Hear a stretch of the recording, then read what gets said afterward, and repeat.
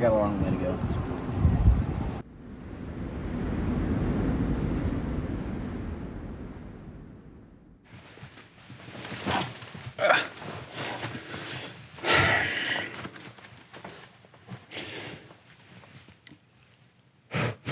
This is a sort of atonement.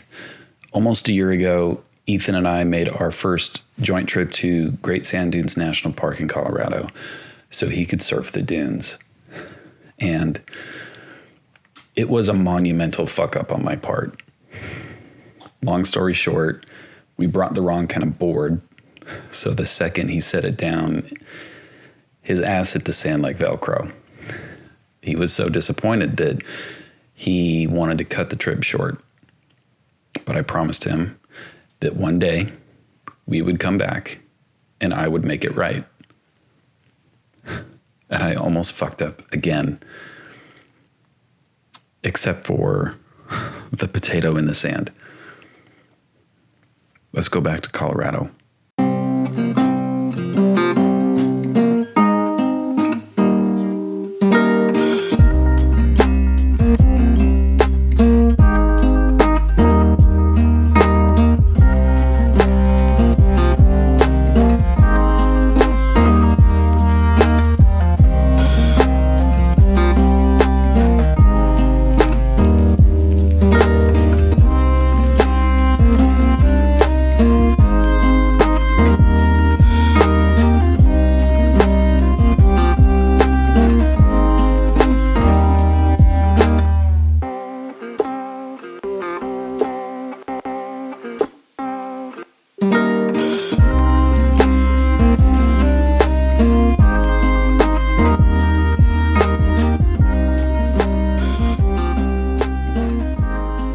Still can't get that shit off my car.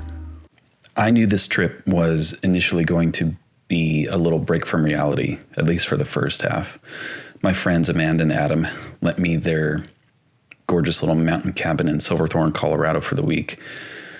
But I also knew that this trip was hopeful redemption for me and Ethan at the dunes.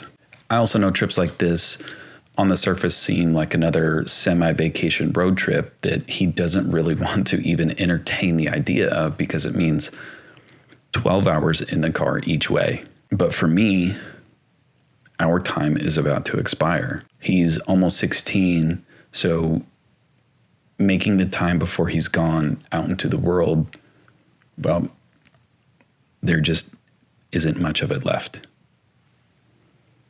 And I try not to think about it in that context, but it's tough for me to turn it off and just enjoy the moment now. Because now more than ever, I feel like I'm living a memory. And pretty soon that's all it will be, is just a memory. I intentionally brought only black and white film stocks. This kind of film has that sort of romantic nostalgia that I love so much. I mean, the first photos I ever took of Ethan were on 35 millimeter black and white film, so it seemed fitting that that same film should start to bookend our time together. That's not to say that there was a huge part of me kicking my own ass when I got there, because there was just so much color.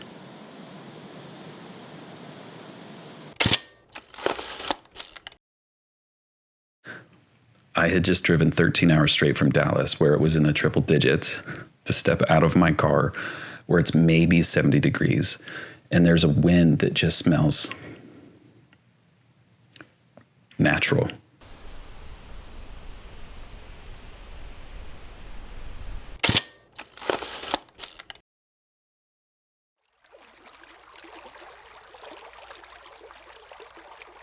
The view was insane. This was the literal front yard, steps off the front porch, Silverthorne, Colorado.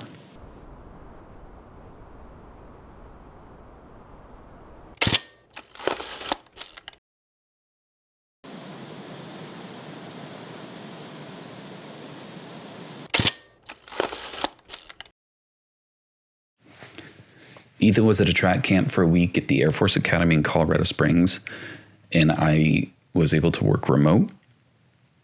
But once the work was finished, it was time to take a drive. I'd never been to this part of Colorado before. I loaded up some Arista 100 because I'd fucked up and just ruined the roll of Cinestill that I had just loaded. I've never shot this film before. It's relatively cheap.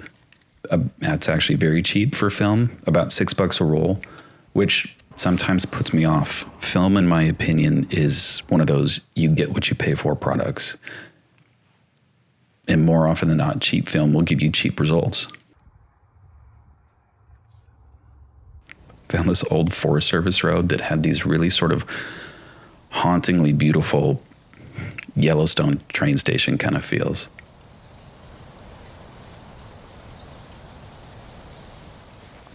I just couldn't figure out where the hell to stand. I can see something and think, oh, that would make a cool shot, and then walk over to it, open my viewfinder, and the second I see it through my lens, it just doesn't speak to me the same way that it did seconds ago. And I don't want every approach to an image to fall on the tired tropes of lessons you learn in school, like, oh, you have to follow the rule of thirds, or you have to use leading lines, or blah, blah, blah. While those things are certainly important to inform your expertise and help find your vision and all that shit, if you lean on them too much, they will absolutely hinder your growth.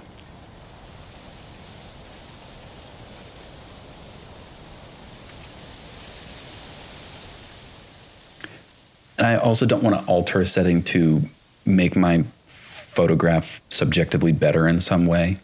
This little brown sign was really fucking up my shot, but I genuinely believe if you can't work with what you have, then you're not trying hard enough. My camera doesn't have a light meter, and the clouds kept dancing in front of the sun, and I was getting insanely frustrated, constantly having to re-meter my shot. Probably after several minutes of waffling on the fence, literally, I just had to move on. It wasn't even worth the single frame of film to shoot until I took a few steps over.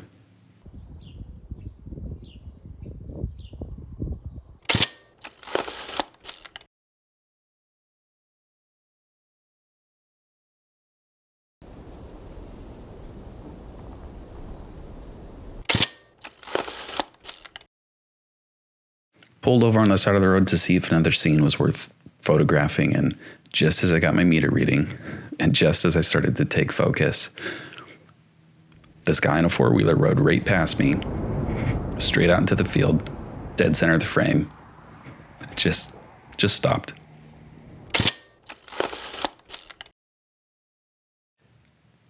This place, this cabin, reminded me so much of a sliver of my childhood. My grandparents had a cabin on a river in a little tiny mountain town in Washington State called Cle Elum.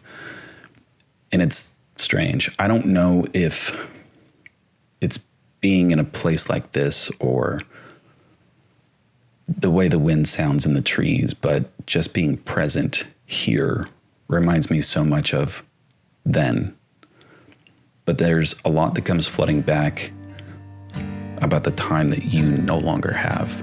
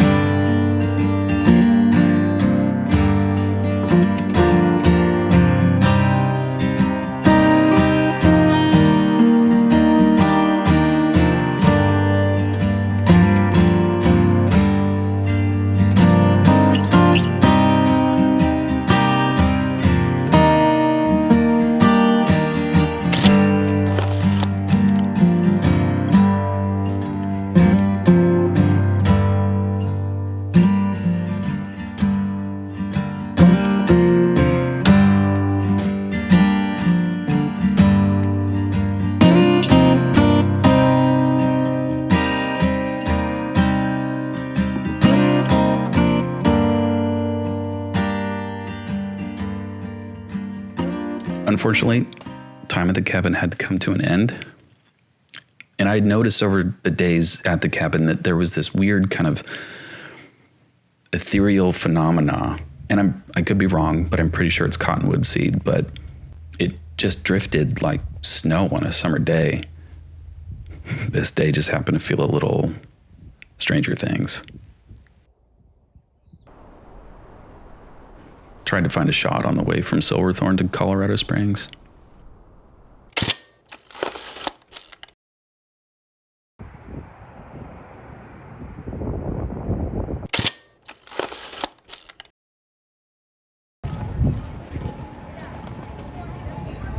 That's what it was. And he's from Texas, from Mansfield. Court ruled that there were no longer any legal doubts about US funds and drivers likely treatment. The next step was left to the country's top law enforcement official. First stop after track, and all he wanted was Chick-fil-A. I'd fully anticipated Ethan driving from Colorado Springs to Del Norte. I mean, I have a goddamn YouTube video to produce, but he passed out in the car after about 15 minutes. We drove over Highway 24, headed west outside of Colorado Springs. And just as you're coming down over Wilkerson Pass, there's a little turnout called the Lake George Lookout. And it had one hell of a view. There wasn't a soul in sight, except for Tim.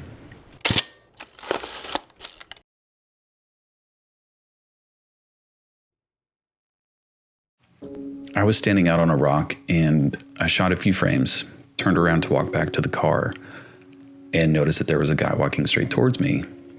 And holy shit, did he like to talk. He told me what I imagine was almost his entire life story. He had 2 ex-wives, 5 kids, had just moved from Florida, and the point where we stood was the farthest west he had made it. Everything he owned was crammed into his white Suburban. He told me that he wanted to start over again. He had no home, no real money. The last couple bucks he gave to a homeless guy back down the road somewhere. He said that his goal was to become a millionaire so he could buy a 4-wheeler and drive wherever he wanted to go. He commented on there being no fences, and I told him that it was probably because we were on public lands, that he could just walk out there if he wanted to. So he told me that that night he was going to take his tent and walk as far as he could see and stay there for a while. But ultimately he wanted to find a town nearby that had a Walmart so he could get a job. I couldn't get 2 words in because he talked and talked and talked. But the more he talked, the sadder his story became. And he wasn't necessarily trying to tell me sad things. I actually don't think he said anything sad. But if you're observant, if you pay attention, you can pick up on a lot of little unspoken sympathies. When I saw my uncle for the last time, I knew I was never going to see my uncle again. And I felt the same way walking away from Tim. Now, I know in the literal sense I will never see this man again, but just deeper, I felt like I was crossing paths with somebody that was on their way out. It felt like he wanted to tell someone something before he couldn't tell anyone anything anymore.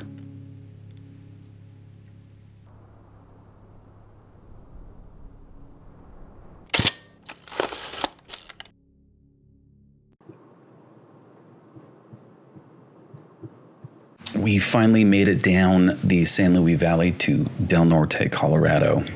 These little towns might not have much, especially if you're from a bigger city, but goddamn, they have good beer.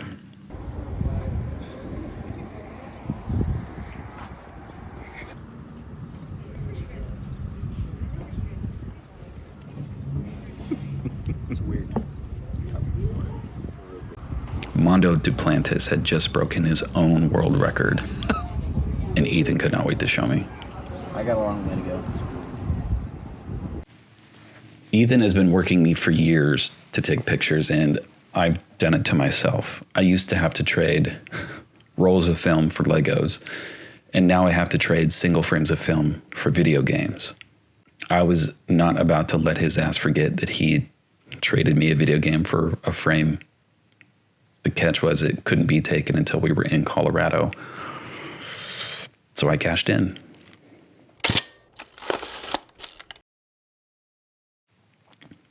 Because I'm the one taking the photographs and there's only two of us, there aren't that many photographs of the two of us.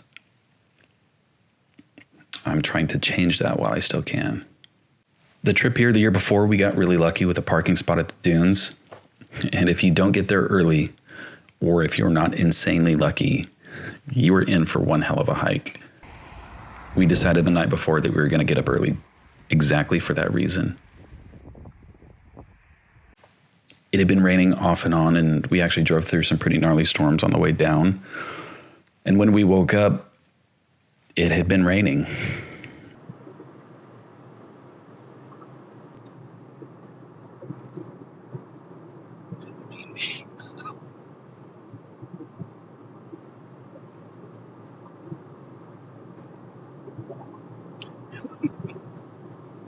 That's the moment. The closer we got to the dunes, you could see dark clouds kind of hovering nearby, but hopefully far enough away where we could get at least a little bit of time in. I was already in my head about redeeming myself on this trip for the disappointment that I had caused the year before. But there were already things in my head that I could feel building against me, and we hadn't even touched the sand yet. It was cold. It had been raining, and he was beaming. And I fucked up again.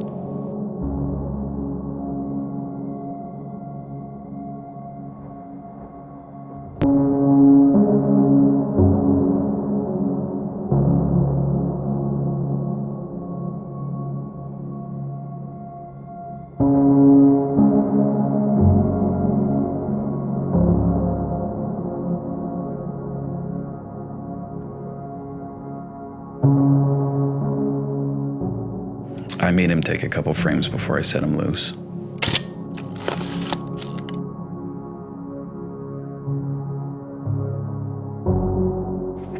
The second his board hit the sand, I knew somehow that I fucked up again. I thought I brought the right board. I thought I did my homework, but somehow I missed something. The second he looked back at me, it was just a punch right to the gut. It was a moment in retrospect you're kind of proud of because your child has grown enough and matured enough that they can sense your disappointment and try to help you find the silver lining. His silver lining was just deciding to run and jump off the dunes.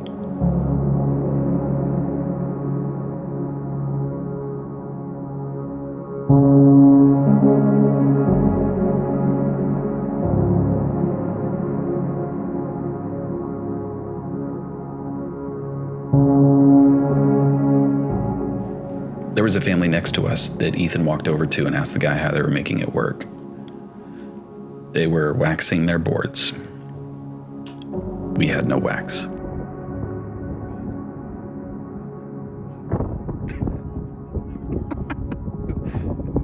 Get your reps in.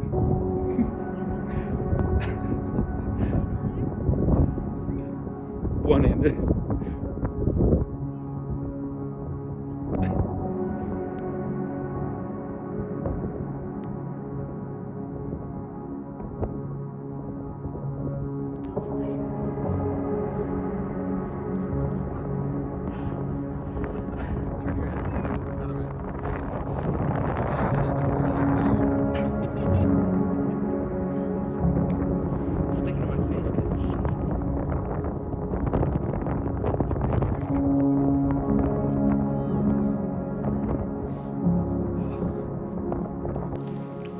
We both agreed that we wanted to migrate to a bigger dune, and on the way I saw what I thought was some chewed up apple slices some kid dropped in the sand, but Ethan was positive it was a potato.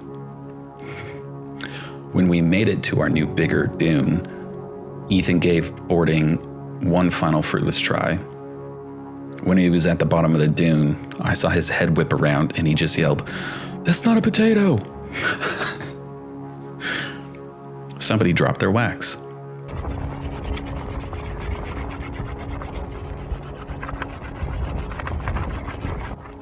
I told him that he needed to wax that board like he was trying to launch his ass into outer space. That lost and found wax saved our trip.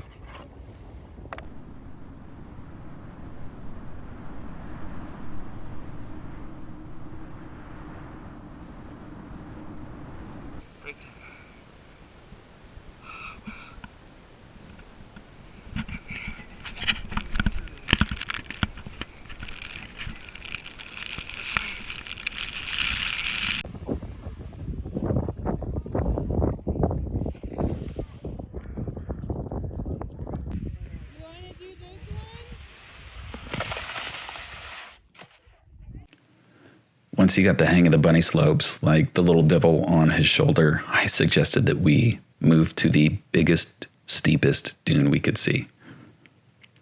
He had no objections. Rare footage of more footage. What? Inception. Okay, get to stepping.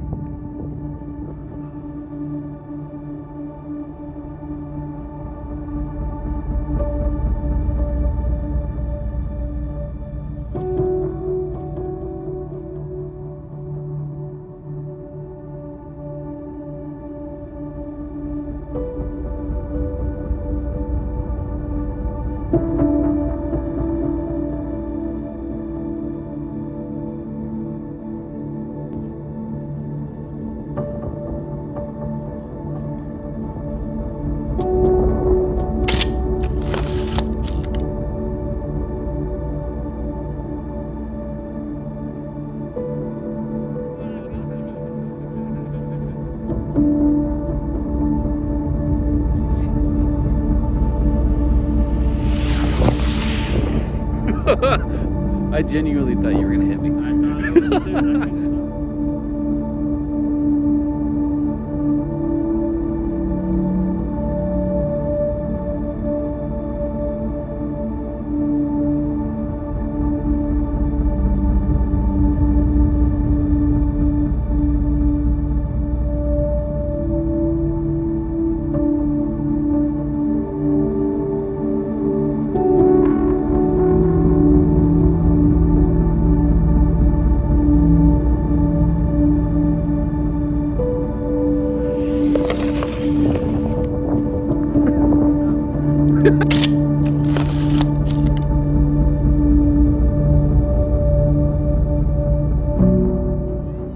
Yeah, guys. Professional snowboarder here. Dylan. Nope. Danger. Dylan McDanger? Yeah. Why'd you call Dylan?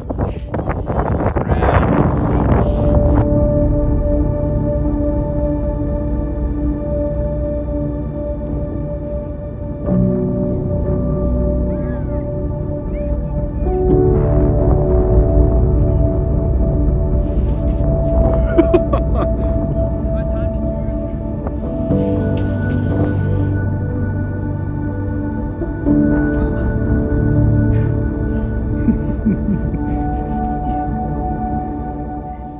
When I said in the beginning that I feel like I'm living a memory,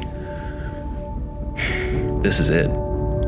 This would be one of my inside out core memories.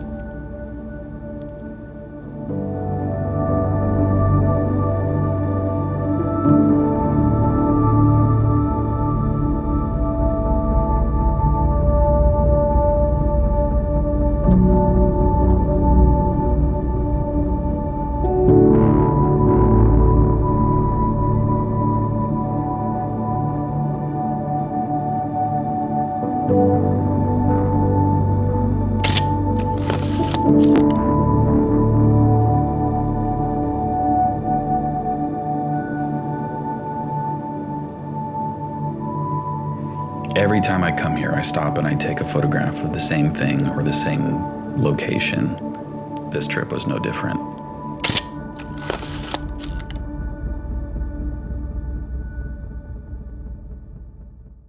The next morning, up and at 'em early for that 12-hour drive back to Dallas.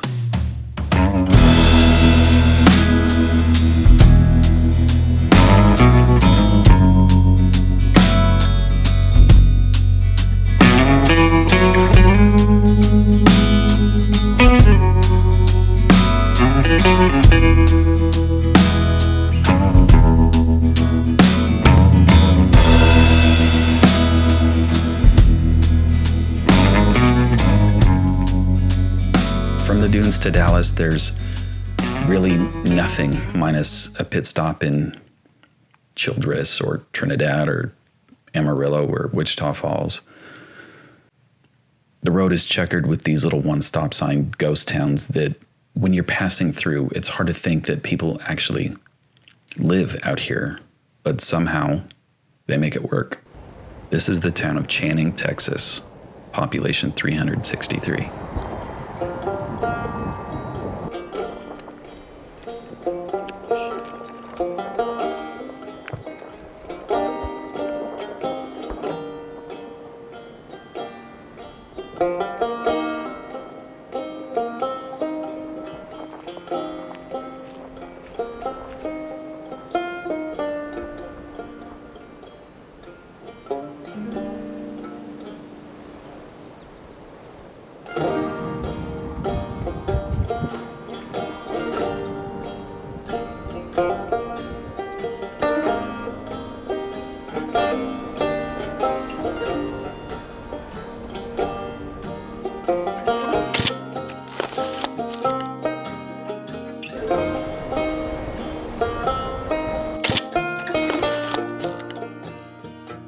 The pump actually said 96 cents a gallon.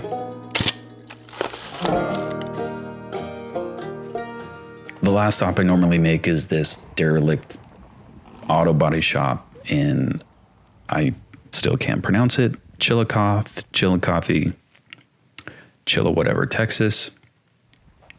And it's another one of those middle of nowhere one stop sign towns that at some point years ago, this place must have been something, but like most other places that now share the same fate, everybody left.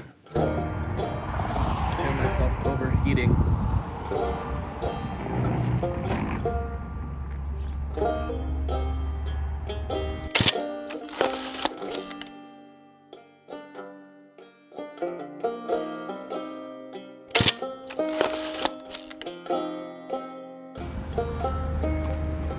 Ooh, it's hot.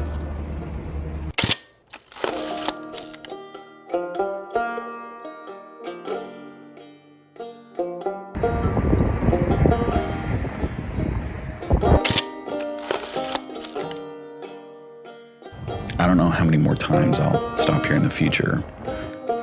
I say that now, like I said, I would never take another photo of a wind turbine.